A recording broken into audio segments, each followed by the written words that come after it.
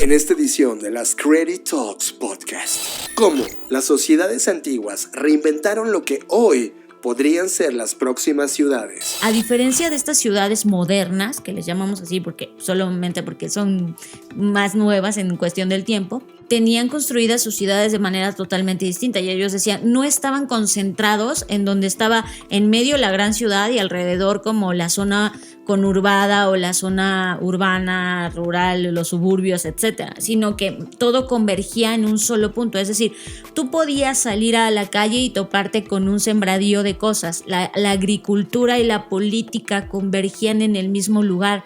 De alguna forma, no es que estuviera descentralizado, porque sí había alguien que tenía el poder concentrado y quien gobernaba ese momento, pero sí estaba mejor distribuido en cuanto a lo físico se refiere, o sea, los espacios, la distribución de los espacios. La gente no es que vivía una casita pegada a la otra como hoy ocurre en las ciudades, ¿no? Había mucho espacio, no solamente por lo obvio de que había menos personas habitando esa civilización, sino porque se daban la oportunidad de poder explorar y sobre todo de poder vivir entre la naturaleza. En libros hablamos de All Tomorrows, un libro de ciencia ficción y evolución especulativa. Pero, ¿de qué trata este video de All Tomorrows? Habla de una historia especulativa en la que ya pasaron billones de años y nos cuenta cómo evolucionamos, qué pasó con los humanos.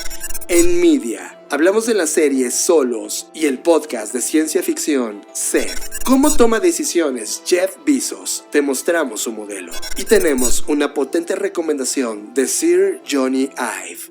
To the creatives that will define our futures. To your openness and to your curiosity and to your ideas.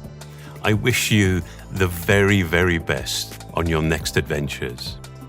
I trust that you embrace, truly value and nurture your creativity. Disfruten esta edición de las Creative Talks Podcast.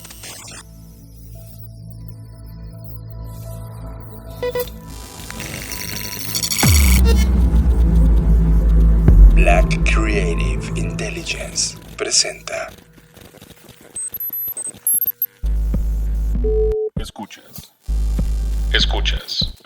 Escuchas un podcast de Dixo. Escuchas Creative Talks. El podcast donde hablamos de creatividad, futuro, innovación, medios, disrupción y emprendimiento. Con Fernanda Rocha y John Black.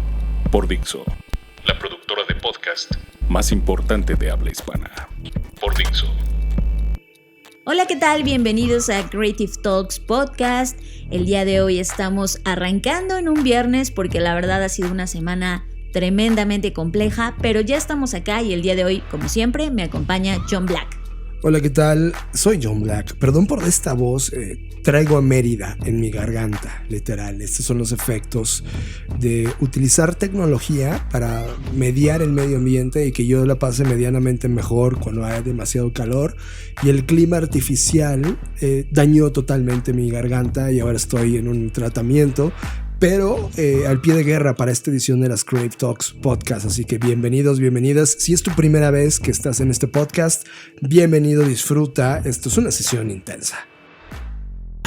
Media, todos los contenidos que estamos viendo, series, videos, media. Esta semana, así como les contaba que fue una semana muy compleja, también fue una semana en la que tuvimos la oportunidad de acceder a un contenido, a varios contenidos, pero entre ellos uno que marcó en muchos sentidos pues nuestras noches y actualmente nos sigue rodando la cabeza, y es una serie que se llama Somos. Solos es una... Solos, no Sí. somos. Solos es una serie, Fer, que quiero ponerle un tag importante. Creo que es una de las dos más importantes que hemos visto en este año. Y no solamente por la temática, sino porque son 7 capítulos. No quiero decir demasiado, no quiero arruinarles la experiencia, pero son 7 capítulos que abordan qué significa la humanidad en el presente y sobre todo en los años que vienen. Nos enseñan escenarios de lo que podría convertirse esto que estamos hoy viviendo como sociedad. Es una historia, o son un conjunto de historias de ciencia ficción, sí, pero la ciencia ficción narrada a través de algo que yo considero muy complicado, muy difícil, y es que solo existe un actor por cada episodio. ¿Y por qué digo que difícil? Porque creo que de por sí hemos visto tanto, ¿no? Nos han hablado tanto, la ciencia ficción ha estado cargada de tantos elementos gráficos, visuales y estos efectos especiales que te hacen sentir en esos futuros y que te transportan y te trasladan.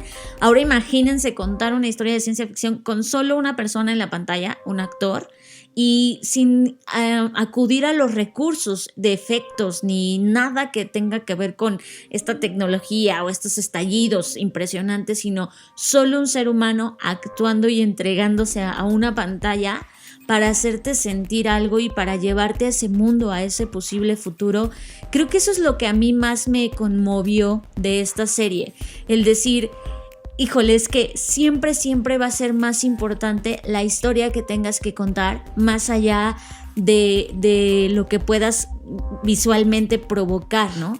Y eso es lo que creo que nos llevó también como ese tema de regresar a las bases, a las historias que son historias grandiosas por la historia per se. Evidentemente entiendo que aquí se valen de actores que pues todos reconocemos, que son actores que tienen una trayectoria impresionante. Morgan Freeman, impresionante. Morgan Freeman, por ejemplo. Pero más allá de eso, creo que esto es lo interesante. Son historias que te mueven, o sea, que más allá de sorprenderte por el aspecto visual, te conmueven por el aspecto humano, porque te cuestionan. Es muy existencialista en muchos sentidos. Sí, creo que esa es la palabra, es filosóficamente existencialista y te incomoda. Es una serie que te cuestiona, te reflejas, te duele, vibras, ¿no? A lo largo de la narración. Yo, a nivel personal, por ejemplo, Annie Hathaway, que es una de las que narran una historia, de las que actúan de manera genial, yo no había considerado lo genial que es ella como persona, ¿no? O sea, la manera, cómo te hace sentir, la desesperación, la decisión que toma, es vibrante. Esto te cuestiona, te mete a verdades muy intensas y oscuras sobre qué es humanidad, historias desgarradoras, hilarantes, maravillosas algunas de estas, con algunos matices de colores, y luego te llevan a la oscuridad más dolorosa dentro de la misma narración.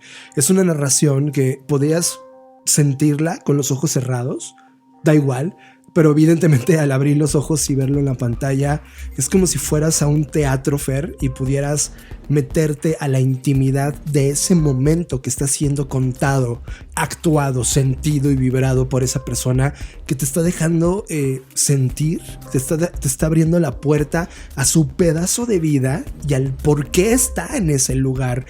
¿Qué hizo para llegar a ese lugar? Las preguntas que tiene en ese lugar, los errores que cometió para llegar a ese lugar. Y es un set, es un cuadrado, es como meterte a un pedazo de un teatro y ver y vivir al actor que está allá adentro. Creo que esta serie, Fer, y lo hemos dicho en algunos lugares de radio, creo que es una de las grandes series, no solo del año, creo que van a ser de esas series que marcan un antes y un después de cómo se narran las cosas. Creo que estamos viviendo a la edad dorada del storytelling, de las narrativas a través de los medios. Y esta es simple, pero potente y dolorosa. Y yo no pude verla. O sea, Fer, tú y yo nos sentamos a veces a devorar series en un sentón. O sea, es como, vamos a ver 12 horas esto.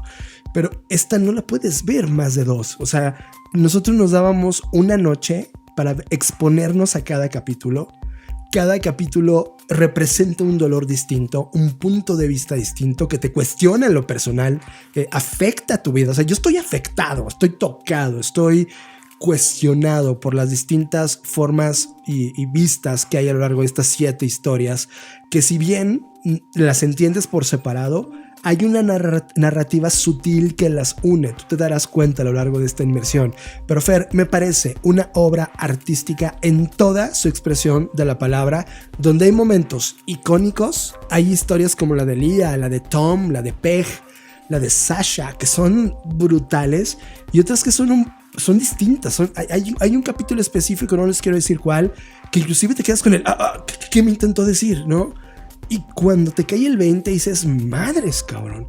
Es una historia que tienes que consumirla como si estuvieras tomándote una bebida de la más fina y contenida a lo largo por miles de años y te sirvieron solo un traguito y que vas degustando, pero te arde la garganta y te provoca algo en el cuerpo de forma inmediata.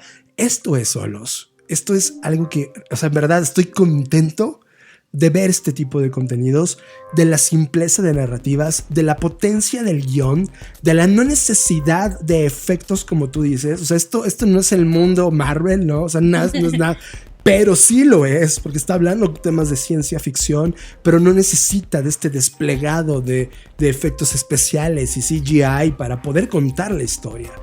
Es increíble y es algo que en verdad es como paren todo lo que estén viendo y siéntense con su pareja o con la persona que aman.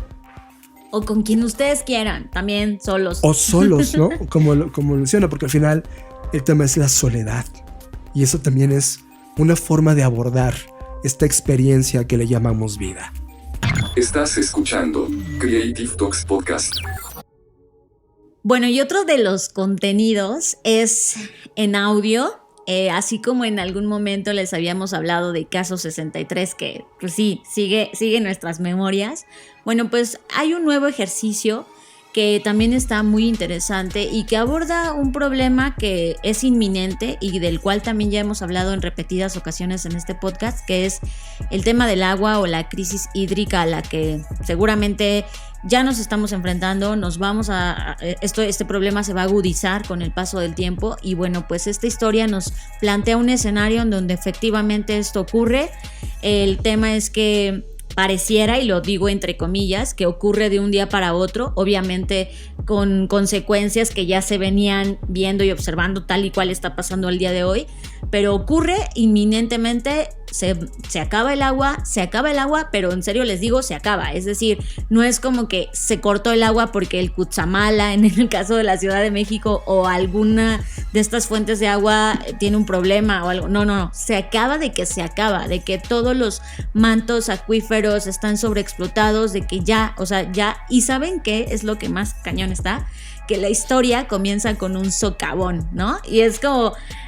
obviamente son las señales que estamos viviendo en el presente, de lo que pasó en Puebla, de lo que ha pasado incluso en otros países, porque si bien esta historia ocurre en una gran ciudad y podrías inmediatamente pensar que es la Ciudad de México, pues puede ser cualquier ciudad pues cosmopolita, ¿no? De estas grandes concentraciones de millones de personas. Creo que Fer, o sea, y esto lo pongo como advertencia, nosotros estamos ahora mismo en la Ciudad de México y como lo hemos dicho cada vez que hablamos de la ciudad, somos 25 millones de seres humanos interactuando en este lugar que antes era un lago. Y luego sobre ese lago construimos pirámides y luego sobre las pirámides construimos esta ciudad. Imagínense cuántos huecos hay abajo cuando los mantos acuíferos los hemos sobreexplotado. Y sobre todo creo que esta nos lleva a un escenario, Fer, dolorosísimo, porque cuando lo vemos en las estadísticas, estamos a menos de 10 años de estar en ese contexto. O sea, este podcast de ciencia ficción que pone un escenario que puede ser la Ciudad de México, puede ser Lima o puede ser Nueva York. O sea, en verdad, todas las ciudades del mundo actual tienen este problema hídrico. Evidentemente, ciudades como la nuestra, ni siquiera hay un proyecto que lo vaya a resolver. No existe, no hay en la mesa un proyecto que hable sobre esta sustentabilidad. Por lo tanto, casi es garantizado que lo que estamos escuchando en audio en este podcast va a ser muy parecido a lo que vamos a estar viviendo en una década si no tomamos conciencia y nos preguntamos qué vamos a hacer ante este problema.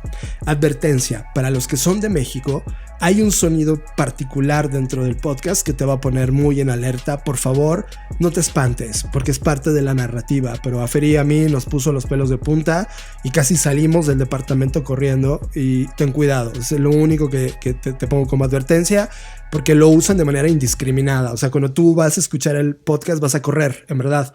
Es un efecto como el de Orson Welles cuando... Fue Orson Welles, ¿no? El que utilizó la estación de radio. O G.G. Wells, no me acuerdo. Orson Welles, que provocó este efecto en Estados Unidos, en Nueva York. Es muy parecido en el podcasting. Ahora, ¿y sabes qué es algo que me vuelve totalmente loco y me encanta? es que este movimiento de historias sonoras, que por ahí pues estuvimos viendo muchas historias desde Podium Podcast, que les mandamos saludos en España, por ejemplo, pero ahora estamos viendo historias en América Latina y me encanta porque ahora no solamente se tratan de historias por historias, sino que casi las veo como un statement. No basta un artículo advirtiéndonos sobre lo importante del agua. No basta un movimiento en la calle de alguna asociación diciendo, oigan, cuidemos el agua.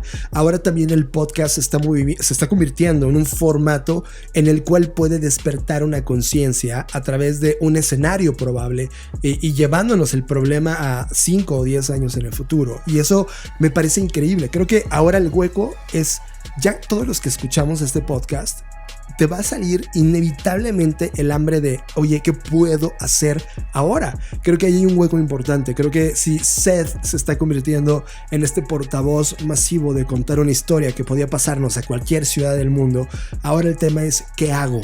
¿Qué necesito hacer? ¿Cómo hago que esto lo escuchen nuestros políticos, el presidente, las asociaciones, para poder magnificar este tema? Porque me parece absolutamente relevante, Fer.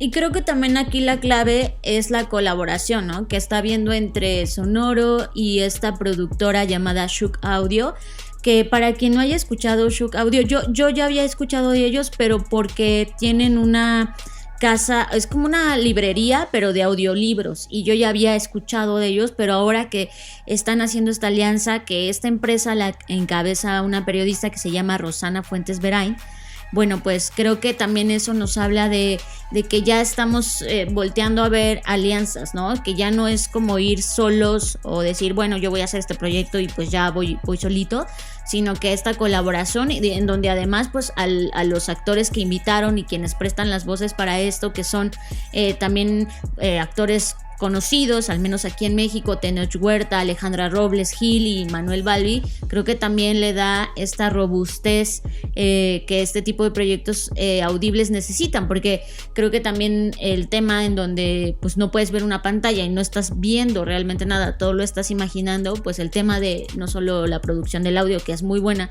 sino también quienes prestan las voces, pues es muy importante. Entonces es una historia que sí está muy bien hecha, muy bien estructurada, y bueno, pues que por eso es que la estamos recomendando acá, así que esperamos que lo disfruten tanto como nosotros. Estás conectado a Creative Talks Podcast. En la semana escuchamos un podcast de ficción mexicano llamado Sed, en el que se plantea un escenario. ¿Qué pasaría si en tu ciudad un día se acaba el agua? Eso nos hizo pensar profundamente. ¿Cómo están diseñadas nuestras ciudades? ¿Realmente vivimos en lugares sustentables? La respuesta es un contundente no. Las ciudades en las que vivimos están comprometiendo los recursos naturales y oportunidades para el crecimiento y desarrollo de las generaciones futuras. Fue así que nos encontramos con una forma para solucionarlo. Les presentamos el término ecomimetismo, un concepto que se utiliza para describir la práctica de imitar e inspirarte del mundo natural para influenciar el mundo del diseño tecnológico y ahora la planeación de las ciudades. Ella es Janine Benyus, escritora, consultora de innovación y autora estadounidense de ciencias naturales. El ecomimetismo es innovación inspirada por la naturaleza. Es una nueva disciplina en la que ayudará a las personas que diseñan el mundo, arquitectos, científicos de materiales, diseñadores de productos, a preguntarse qué cosas que estamos tratando de resolver ya fueron resueltas por la naturaleza y entonces tratar de aprender y emularlo. Y es que, piénsalo profundamente, la naturaleza tiene una experiencia de 3.800 millones de años en el planeta Tierra, ofreciéndonos lecciones de sostenibilidad, resiliencia, adaptabilidad, diseño y tecnología biológica que nos ayudaría a resolver los problemas más complejos de nuestras ciudades y nuestra actividad humana. El ecomimetismo busca integrar la funcionalidad biológica y ecológica del mundo natural con un cuidadoso acto de equilibrio entre las necesidades humanas a corto plazo y los beneficios planetarios a largo plazo. Innovar analizando, copiando, imitando y aprendiendo de la naturaleza es el único camino posible que nos permitirá como especie seguir pensando en el futuro. Para más información visita blackci.rocks. Nos vemos en el futuro. Tema de la semana. Este es el tema que nos robó totalmente la atención. Tema de la semana. Como ustedes ya saben, cada semana los jueves tenemos una participación en W Radio, en el programa de Así las Cosas, en donde ponemos micro historias y datos y escenarios sobre muchos temas que podrían ocurrirnos en el futuro y que, por supuesto, ante los cuales podemos tomar acción en el presente. Esta semana tocó hablar sobre un tema que John puso en la mesa, que a mí me pareció, la verdad, muy interesante y me quedé como que trabajando mucho eso en la mente, que es el concepto de del ecomimetismo. Ya en podcast atrás habíamos platicado de este concepto de biomimetismo, ¿no? Que es esta capacidad de aprender de la naturaleza para poder aplicar esa sabiduría ancestral en las cosas que ejecutamos en el día a día, en todo lo que diseñamos y en todo lo que hemos construido, ¿no? Como seres humanos. Pero este concepto, que es relativamente nuevo en comparación con el otro, la diferencia que tiene es la aplicación, es decir, esto está muy pensado para el mundo de la arquitectura y sobre todo el diseño de las ciudades. Y el principio es básicamente el mismo: aprender del planeta y de sus millones de años de experiencia y aplicarlo en las ciudades. Entonces les digo, yo me quedé pensando mucho en este tema, me parece muy interesante, y indagando un poco más me encontré con un libro, y ese libro me llevó a un artículo, y en ese artículo que se publicó en The Guardian, pues hablan justamente de esta sabiduría ancestral que tienen no solo la naturaleza, sino las grandes civilizaciones que hoy ya no están. Y en particular habla, por ejemplo, de los mayas, y ustedes ya saben que pues tenemos cierta curiosidad y afecto por esa cultura, no solo porque somos mexicanos, sino porque nos parece algo muy interesante. Y entonces cuando yo me topo con esto dije, claro, hace totalmente sentido y sinergia de, ok, podemos perfectamente aprender de la naturaleza, eso es un hecho, pero también qué hay del pasado, ¿no? Es como que a veces siento que estamos contando las historias como si no hubiera raíces detrás, ¿no? Y esto me lleva a pensar y reflexionar en eso. O sea, estas grandes civilizaciones, si bien todavía no está del todo descrito o averiguado cómo es que desaparecieron, pareciera, entre comillas, de la noche a la mañana, pues sí han dejado muchísimo conocimiento que puede ser tomado por nosotros. Y uno de estos conocimientos en los cuales se aborda en este artículo es pues el tema de cómo construyeron sus ciudades. Y eso me parece muy importante, porque ahora que estuvimos en Mérida justo pensábamos en eso, ¿no? O sea, como de, a ver, pensemos que si esta civilización maya viviera en estos momentos, ¿cómo sería? ¿Cómo serían sus ciudades? ¿Se hubiera mantenido todo este tema de construcción arqueológica o hubieran evolucionado? Sería muy interesante pensar en eso, ¿no? Pensar en futuros a partir de la idiosincrasia y cultura de los mayas. Y entonces, pues ya profundizando en este tema, una de las cosas muy importantes que habla el artículo es que, a diferencia de estas ciudades modernas, que les llamamos así solamente porque son más nuevas en cuestión del tiempo, pues estas ciudades y estas civilizaciones tenían construidas sus ciudades de manera totalmente distinta, y ellos decían, no estaban concentrados en donde estaba en medio la gran ciudad y alrededor como la zona conurbada o la zona urbana, rural, los suburbios, etcétera, sino que todo convergía en un solo punto. Es decir, tú podías salir a la calle y toparte con un sembradío de cosas. La agricultura y la política convergían en el mismo lugar.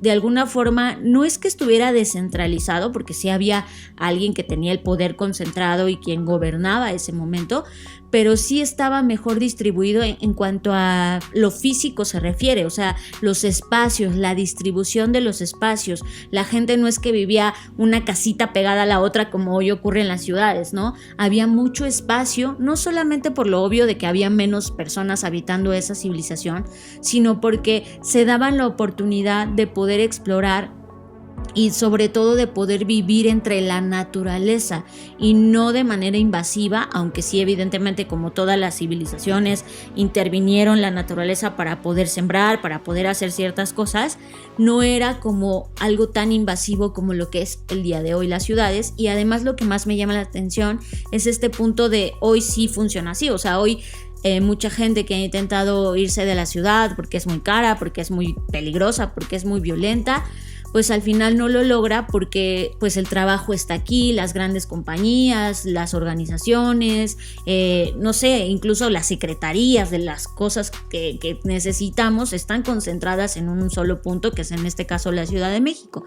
Entonces me parece interesante cómo es verdad, yo no había reflexionado al respecto de cómo era su estructura físicamente hablando, o sea, evidentemente las pirámides y todo esto que es muy obvio porque es muy grande y no se puede negar, pero ya metiéndose a detalle, pues muchas personas que han investigado y que se dedican a la investigación de las civilizaciones pasadas, pues han determinado que esta idea de hacer brotes urbanos aislados, que así es como lo llaman, pues estos científicos han encontrado muchísimos paisajes de pequeños y grandes centros conectados por paisajes agrarios dispersos, áreas residenciales, calzadas y un complejo sistema interconectado de presas, embalses, sumideros, canales, pantanos. O sea, es como hoy en día, o sea, no estamos realmente conectados y eso es una paradoja, o sea, pareciera que las ciudades están concentradas para conectarse mejor, ¿no? Se supone que para que tú accedas a esa conexión, pero en realidad no está conectada a nada, eso es como un ente aislado.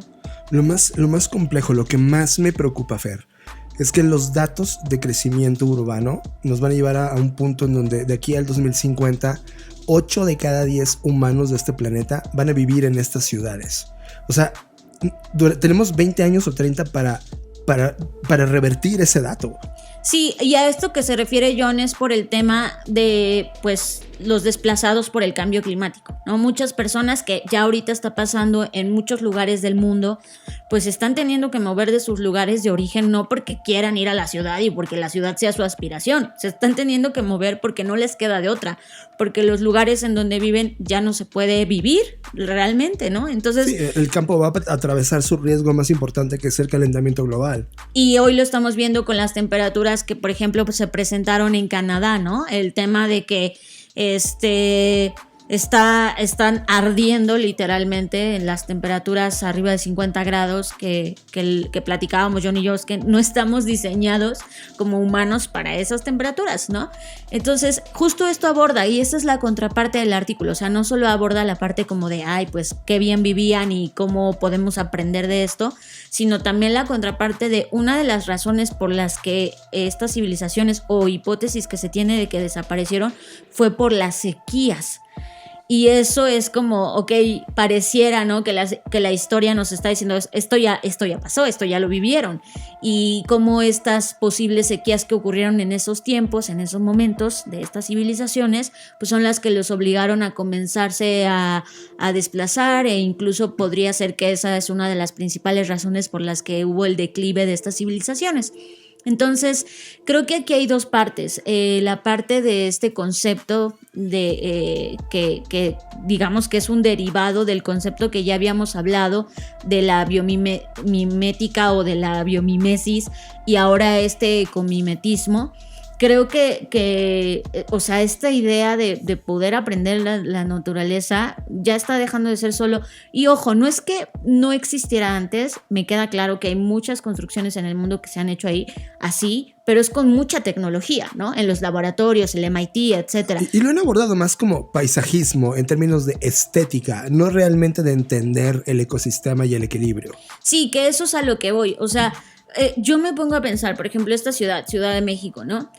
O sea, no veo realmente un plan, o sea, enfrente de donde ahorita yo estoy hablando en el micrófono y enfrente de mí están construyendo otro edificio, que es igual a todos los edificios que están construyendo en todos lados, o sea, me preocupa mucho porque no veo nada realmente un cambio en donde se analice la calidad de los materiales, y no solo estoy hablando por lo que ya habíamos hablado de lo que ocurrió, por ejemplo, con el metro, ¿no? Que fue una desgracia terrible, sino estoy hablando de los materiales de, a ver, esto nos va a ayudar a sobrevivir a los 50 grados centígrados, o sea, ¿saben? Este tipo de cosas.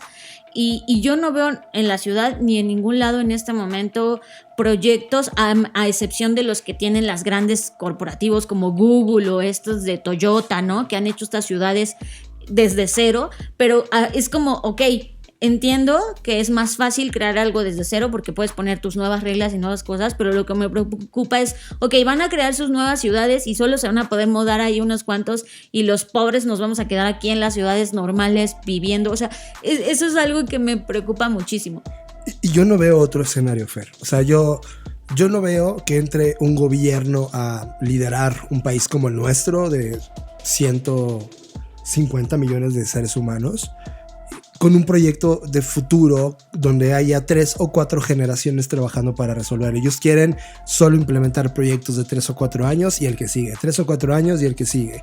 Y no veo un proyecto a largo plazo, y esto requiere pensar en largo plazo. O sea, yo no lo veo. Yo no veo ni una ciudad del mundo rediseñándose desde el interior para salvarse ante lo que estamos por venir. Lo que sí veo son nuevas ciudades gobernadas o patrocinadas por estas nuevas compañías tecnológicas, que son las que tienen hoy en día los recursos, la tecnología, el talento, el poder y sobre todo el know-how de cómo hacerlo. Y creo que yo sin duda voy a ver como no necesitamos muros que nos dividan, van a ser accesos a estas ciudades. Y como tú dices, muy pocos, la élite del pensamiento de tecnología, innovación, diseño, va a vivir en estos lugares, y el resto va a seguir viviendo en las clásicas, o como se le vaya a decir, en las ciudades modernas, cuando las nuevas no sé cómo se van a llamar, las nuevas ecociudades o tecnociudades. Creo que estamos en la línea donde se va a romper. Ya lo está intentando Tesla, ya lo está intentando Google, ya lo está intentando Facebook. O sea, el top 5 de las compañías más importantes del planeta que son tecnológicas, ya este proyecto está en su mesa desde hace varios años. Pero en ninguna parte del mundo de los líderes tradicionales de la política y la economía. Lo cual, Fer, es una división entre los ricos que hoy manejan la tecnología y el resto. Sí, eso es lo que me parece totalmente una desgracia, ¿no? Porque, o sea, piénsenlo así. El otro día veía un proyecto de por ejemplo, que pueden ser cosas por las cuales podríamos empezar.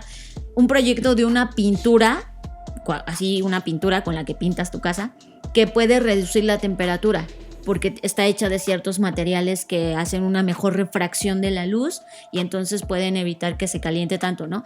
O sea, a eso me refiero. No estoy diciendo que ahorita tumben todos los edificios y ahora todo eco y bambú. No estoy hablando de eso. Estoy diciendo qué pequeñas acciones podemos crear o tener a la mano, porque no es posible. O sea, sí sé que estamos yendo hacia allá, pero me niego a aceptarlo y decir... O sea, creo que también podríamos comenzar a interesarnos más. Y yo en lo particular hice con esta preocupación, porque aquí estoy muy preocupada, pero entonces, ¿qué estoy haciendo?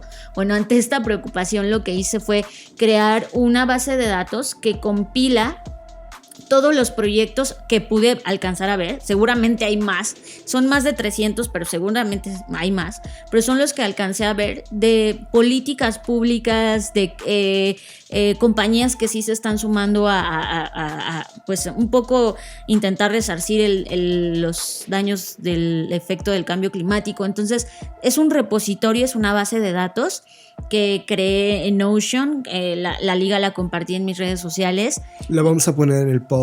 Y la vamos a poner en el post también, sí, para que ustedes vean que hay cosas y este tipo de proyectos como el de la pintura, cosas que no solo, o sea, esta base de datos está pensada para inspirar a todos. Si bien hay política pública y es un tema más gubernamental, también hay proyectos chiquitos y cosas que tú puedes hacer en tu casa, no solamente como separar la basura, sino reutilizar cosas, hacer composta. O sea, hay muchos proyectos que espero que les sirvan y que podamos a partir de ahí comenzar, porque esto sí es me abruma.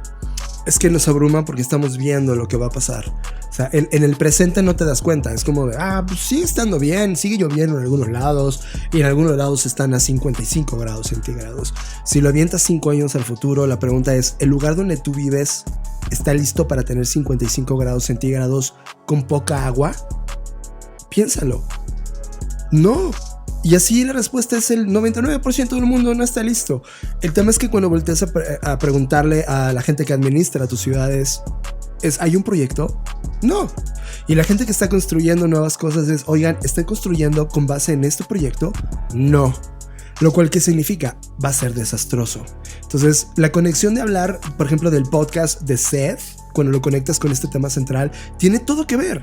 Es como de, oigan, hay pequeños datos, hay pequeñas historias, hay pequeños warnings que nos están advirtiendo sobre que lo que ya no viene. son pequeños, John, que eso es lo que más me preocupa. O sea, ya no son pequeños.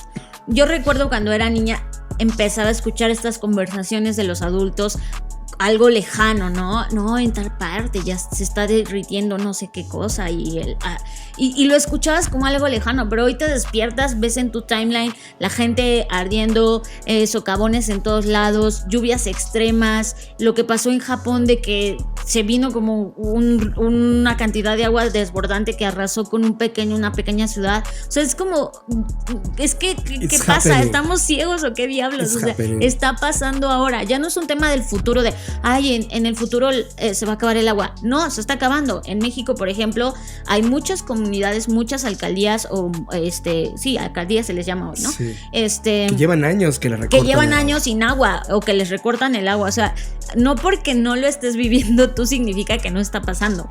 Y eso es real. Y entonces en este tema central, el tema entiéndelo desde el punto de vista del diseño urbanístico.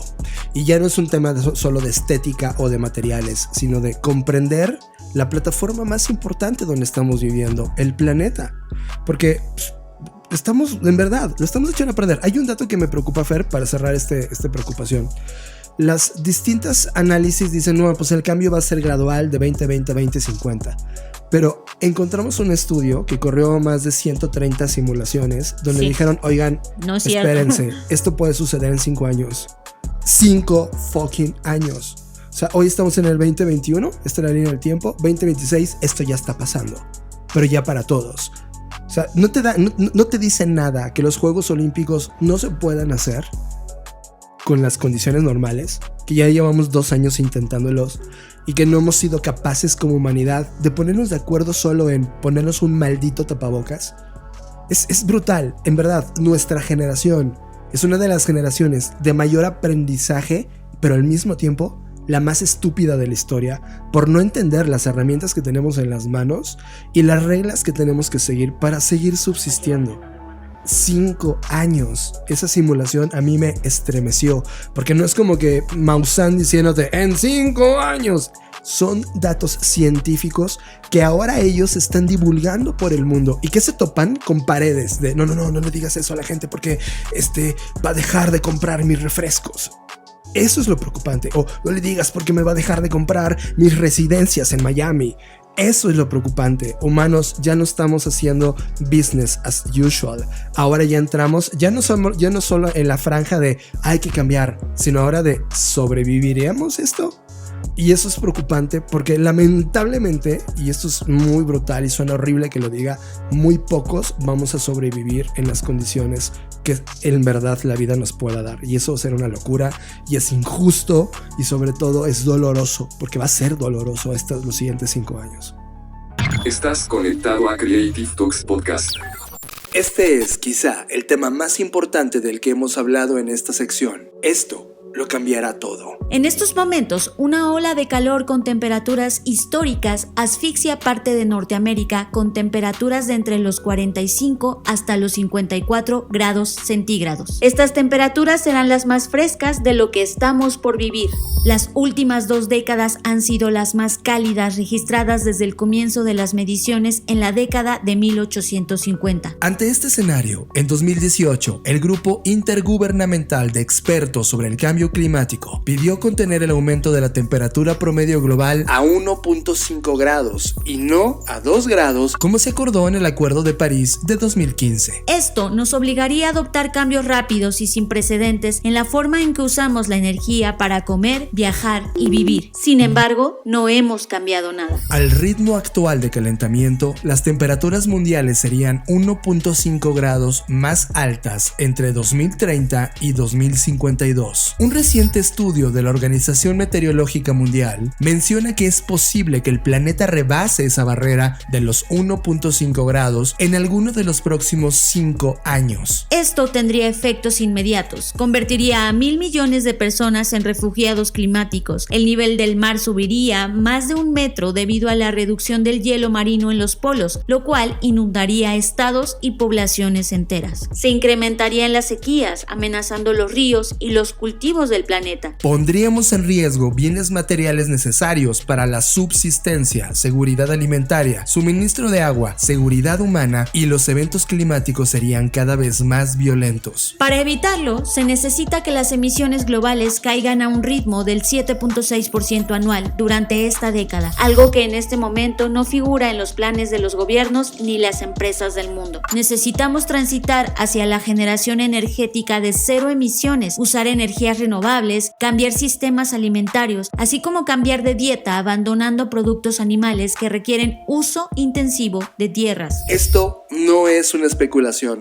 Este escenario está científicamente calculado y si no hacemos nada, lo enfrentaremos globalmente en algún punto de los siguientes 5 a 25 años. Para más información visita blackci.rocks. Nos vemos en el futuro. Libros. Este es el libro que nos robó la atención totalmente en la semana. Libros. Y todo esto que hemos hablado, al final del día nos lleva a este proyecto que yo no lo conocía y me arrepiento de no haberlo hecho antes, pero pues ni modo, así es la vida, no puede uno saber todo de todo y eso es lo interesante de estar aquí. Y este proyecto se llama All Tomorrows. Originalmente yo me lo topé como un video en YouTube. Gracias a un grupo en el que estoy de ciencia ficción y ahí lo publicaron y dije, ¿qué es esto? Entonces así lo encuentran en YouTube como All Tomorrows. De todos modos vamos a dejar la liga en el post. Pero ¿de qué trata este video de All Tomorrows? Bueno, habla de una historia especulativa en la que ya pasaron billones de años y nos cuenta cómo evolucionamos, qué pasó con los humanos. Entonces cuando yo vi el video quedé tan impactada que dije, bueno, ¿quién hizo esto? ¿Cuándo lo hizo? ¿Dónde estaba yo cuando lo hicieron? Y resulta que procede de un libro, por eso lo pusimos en esta sección, porque en realidad pues esto se escribió en 2006 y es un libro de ciencia ficción y evolución especulativa. Está escrito e ilustrado por un artista turco que se llama Siem Kösemen o como se pronuncia. Tiene un seudónimo que es Nimo Ramjet y bueno, pues él fue el creador de este libro y también el creador del video. Y algo que me dio mucha ternura y que lo compartía con John es este creador justo en su video pone gracias por darle a este video todo el amor que no recibió mi libro originalmente, ¿no? Claro. O sea, nos habla de que en 2006 cuando él escribe el libro, al parecer, según sus propias palabras, como que no mucha gente lo peló, pero ahora que lo convirtió a video, pues tuvo mucho más éxito en cuanto al alcance que tuvo. Y no es casualidad, o sea, esta historia, como les decía, narra la historia futura completa, imaginada de la humanidad a lo largo de los próximos cientos de millones de años. O sea, es un ejercicio especulativo increíble y a lo largo de tanto del libro como del video, pues la humanidad experimenta varios triunfos, fracasos, diverge. Pero digamos que el plot o el punto de inicio de la historia es la colonización de Marte. Es decir, sí lo logramos, ya estamos ahí muy colonizadores y hay una guerra civil muy rápida pero muy catastrófica entre la Tierra y Marte. Y entonces ahí empieza pues la iniciativa de colonización a gran escala. Esto es conquistar el resto del universo. Como ¿no te suena la serie Expanse, te acuerdas? Sí, un poco así, pero mucho más catastrófico y más sangriento. No es porque en el video salga sangre, sino por cómo lo cuentan, ¿no? En donde lo que pasa acá es que hay humanos genéticamente modificados que se empiezan a pelear con los humanos que no están genéticamente modificados, y la razón por la que hay humanos no genéticamente modificados es porque ellos están en la Tierra y entonces los únicos que se modificaron fueron los que ya están en el espacio. Y All Tomorrows, esta historia, presenta una raza alienígena superior muy malévola que se conoce como Q, así Q-U o Q, ¿no?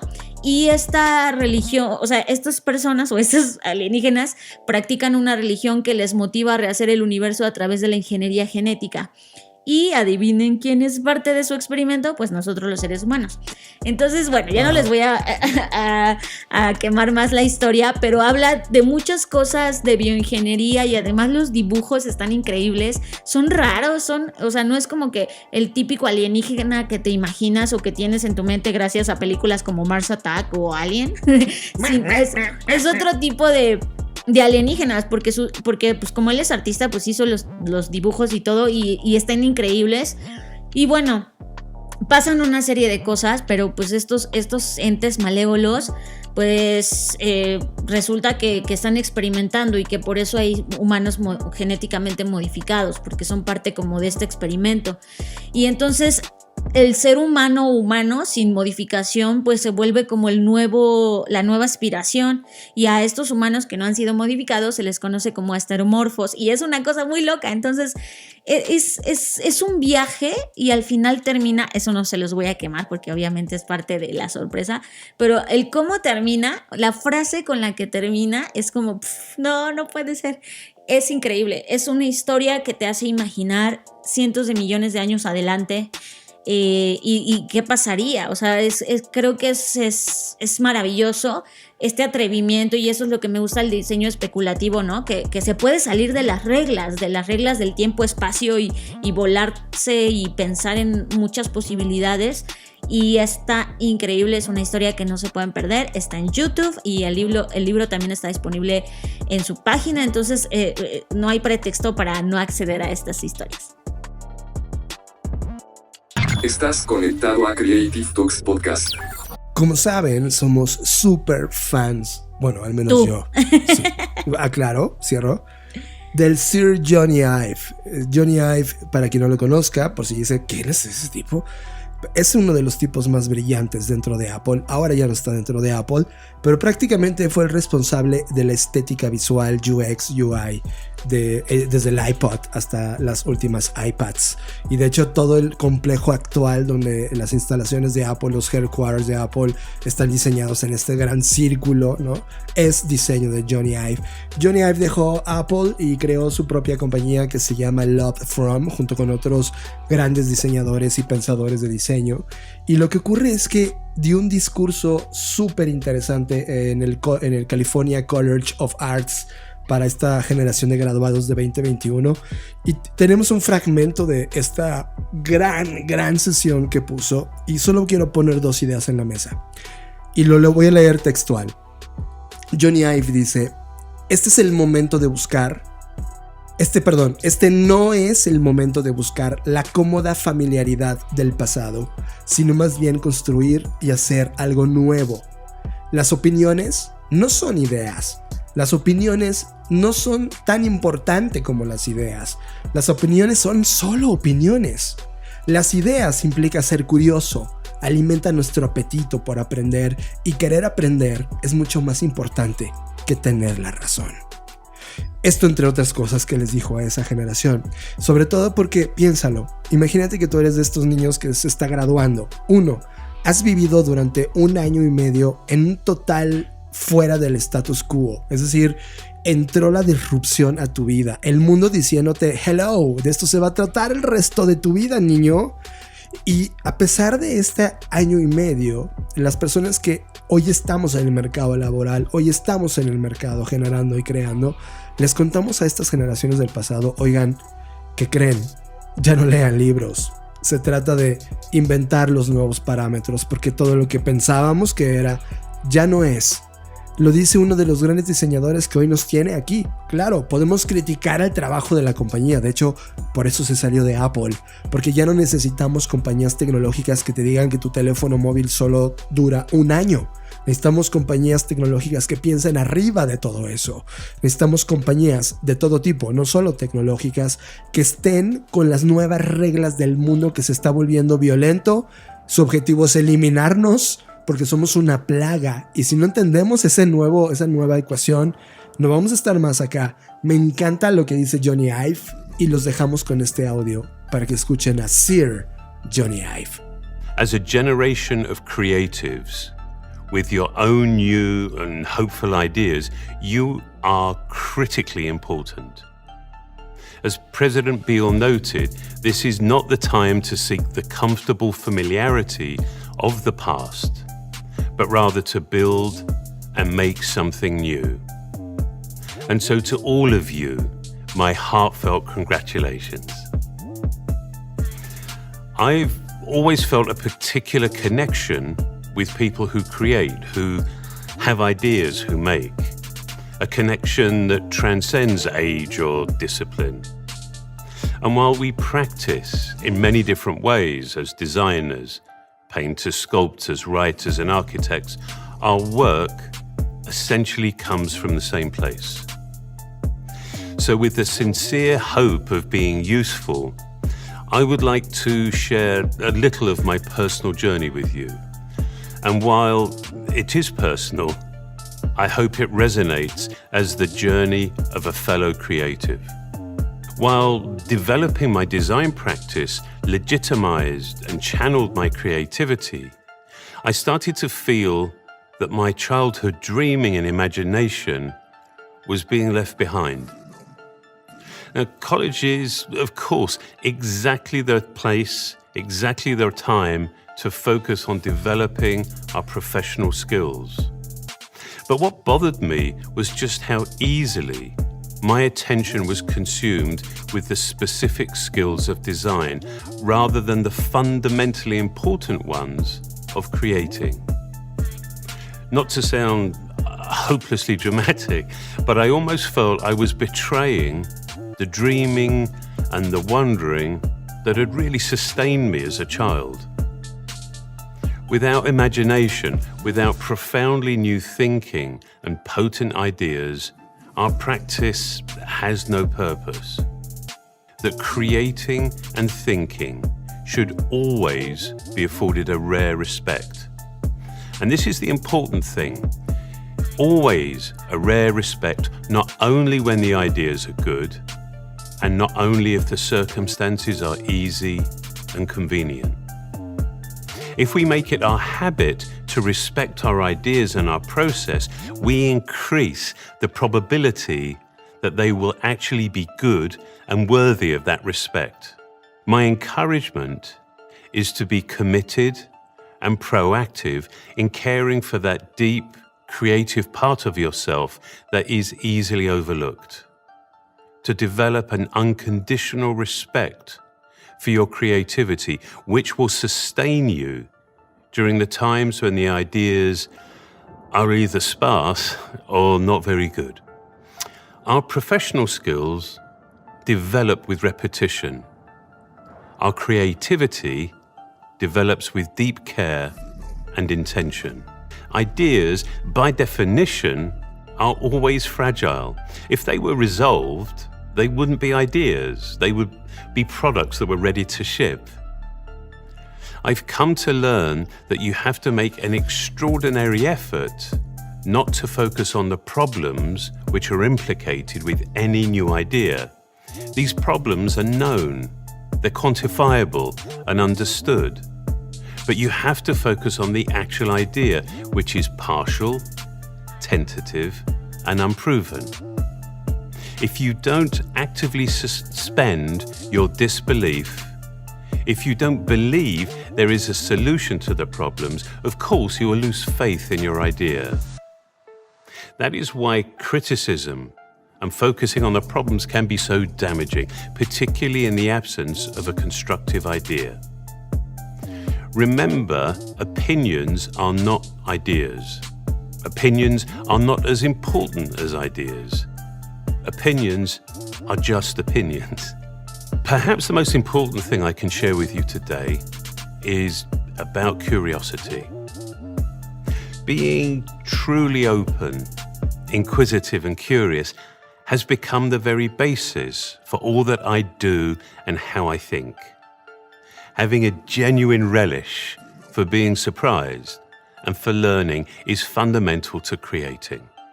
Of course, being curious fuels our appetite to learn. And wanting to learn is far more important than being right. Curiosity can unite us and form the basis for powerful and joyful collaborations. And crucially, the delight and joy of curiosity and learning can temper our fear of doing something completely new. Great ideas can come from the quietest voice. And I really worry how many good ideas I have missed because I wasn't listening, or I couldn't hear a thing for the usual deluge of opinion. I think it would be great to resist the urge to fill every moment of every minute with opinions and to listen to the creatives that will define our futures, to your openness and to your curiosity and to your ideas. I wish you the very, very best on your next adventures. I trust that you embrace, truly value and nurture your creativity. And I hope that you will at last be able to know the joy of collaborating in person very soon. Thank you so very much. Estás procesando Creative Talks Podcast. Fer, esta semana en esta línea del tiempo es una semana importante porque una de las grandes compañías tecnológicas que no están de admirarse, o sea, verdaderamente no le hemos hecho tanta bulla y tanta admiración a Jeff Bezos liderando Amazon. Yo creo que la lección de Amazon y lo que sí me llevo yo es que él desde 1996 decide hacer un cambio en su vida diciendo, a ver, creo que el comercio electrónico es una hipótesis. Vean eso, 1996. Nadie hablaba de comercio electrónico. Todos los teóricos del mundo de Internet hablaban sobre la importancia de la red de redes, de lo que se iba a convertir Internet, hipotéticamente hablando. Y él decide explorar esa hipótesis y crear este monstruo de comercio electrónico que tenemos llamado Amazon. Hoy se va. O sea, esta semana, ya después de haberlo anunciado 6 meses antes, iba a dejar de ser el CEO de Amazon y deja su lugar a alguien más. Y creo que una de las cosas que van a empezar a salir son todos estos libros de la vida de Jeff Bezos y de cómo lo hizo Jeff Bezos, porque la humanidad es muy buena siguiendo el rastro de alguien, ¿no? Como diciendo, quiero emularlo. Y no necesariamente funciona así el mundo de la innovación. Es como alguien lo logra a su manera en el contexto que tuvo, pero eso no significa que tú lo puedas emular. Sí, como el otro día, de repente cuando estamos haciendo tareas como lavar los trastes, porque pues como al igual que ustedes lavamos los trastes, entonces John pone videos en YouTube sobre historias de grandes negocios que hoy son, por ejemplo, McDonald's y todas estas grandes cadenas y qué pasó detrás, ¿no? Y hoy ya cuando lo ves en historia dices, es que esto no lo hicieron a través de una serie de pasos que ellos hayan dicho, a ver, paso 1, voy a llenar este canvas, y paso 2, en realidad no pasa así. O sea, todo es una mezcla entre golpes de suerte que ni ellos mismos saben cómo pasaron y pura intuición de, puta, vamos a meternos en este negocio de las hamburguesas, no sabemos hacer hamburguesas, pues, pero aquí estamos, ¿no? Entonces todo es tan sin sentido casual en muchos aspectos, y eso mismo pasa con estas historias de estos líderes, ¿no? Que obviamente también sabemos que ellos pues ya vienen de plataformas distintas al grueso de la población, pero más allá de eso vamos a quedarnos con algo bueno, John. Sí, yo creo que me voy a quedar con un modelo que ese sí quiero platicarles, porque evidentemente ahora que ya se está saliendo de Amazon, ya se fue, la gente de negocios y los periodistas de negocios es, oye, señor Bezos, cuéntenos sus secretos, ¿no? Y todo el mundo quiere ser Bezos hoy, y una de las cosas que él, o sea, pone en la mesa es una pregunta importante, es, oye, ¿cómo tomas decisiones? ¿Cómo decidiste en toda esta línea de tiempo saber que esto sí y esto no? Y él dijo, es muy fácil. hay un solo framework, una forma de pensar en la cual baso todas mis decisiones. Y él ponía en su cabeza cuando tuviera 80 años. Ese es el inicio de su frase. Cuando tuviera 80 años, ¿me arrepentiría de esto? Me arrepentiré de esto. ¿Sí o no? O sea, más bien la pregunta sería, cuando tenga 80 años, ¿me voy a arrepentir de esto? Ajá, exacto. Entonces imagínate que yo llego y te digo, no, señor Bezos, vamos a conquistar la luna. Y él dice, ¿en 80 años me voy a arrepentir de esto? ¿Sí o no? Si me arrepiento, no lo hago. No me arrepiento, hablemos de negocios. Entonces, si te sirve este framework, si te sirve esta toma de decisiones, pregúntate a tus 80 años si esto que estás haciendo te vas a arrepentir o no. Estás escuchando Creative Talks Podcast. Fer, y hemos llegado al fin de las Creative Talks. Mi voz sobrevivió a este bloque final. Creí que no lo lograrías. Creí, la verdad, que ibas a desertar a medio camino, pero me alegro que no. Y bueno, pues ha sido un gusto estar con ustedes, ya lo saben. Tenemos muchas cosas nuevas que platicarles. Vamos a ir soltándolas de poco en poco, pero de entrada estamos creando un nuevo proyecto que va a ser como un hijo, un hermano de las Creative Talks. Ya hablaremos de eso. Síganos en nuestras redes para estar pendientes. Recuerden que nos pueden seguir en @blackbotrocks. Y yo soy Fernanda Rocha. A mí me pueden encontrar como @FernandaRoch. Yo soy John Black y hemos hecho en la BCI, en la Black Creative Intelligence, un post de los muchísimos que hacemos a lo largo de la semana, pero uno donde hemos coleccionado los mejores podcasts en español, Fer está haciendo el inglés, sobre los mejores podcasts de innovación, negocios, creatividad, y la selección está exquisita, ¿verdad? Disfrútenla, véanla, es un artículo gratuito, así que cualquiera puede entrar a este lugar y conocer nuevos podcasts que están haciendo otros seres humanos que están tratando de empujar y llevar la conversación de innovación, diseño, creatividad y futuros al siguiente nivel. Un abrazo para todos los que son capaces y tienen el valor de agarrar un micrófono y exponer las ideas para que lleguen a otras personas. Gracias por estar en esta línea de tiempo. Yo fui John Black y los espero en la siguiente edición de las Creative Talks Podcast. Y como dice Fer, nos hemos sentado muchas horas de esta semana a planear sobre qué sigue para las Creative Talks. Y lo único que nos interesa es que tú tengas más, mejores y cada vez muchas más herramientas de las que hacemos nosotros sonoras. Así que espéralas, están increíbles. Fer, como decimos en cada edición, nos vemos en el futuro.